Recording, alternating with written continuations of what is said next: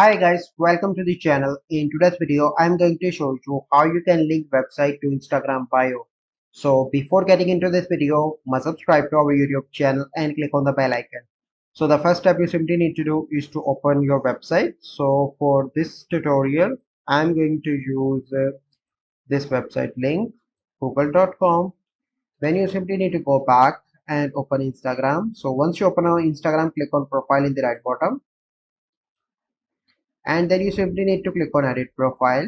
So once you are here, you simply need to click on links and click on add external link. So here you need to paste that link. Okay, and then you simply need to title. So I'm going to title my website.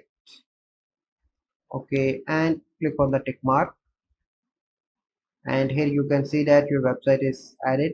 Click on tick mark again, and someone click on here, he can go to your website from here like this.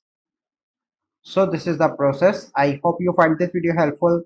If you find this video helpful, must like this video, subscribe to our YouTube channel for future videos. We'll see you in the next video. Thank you. Have a good day.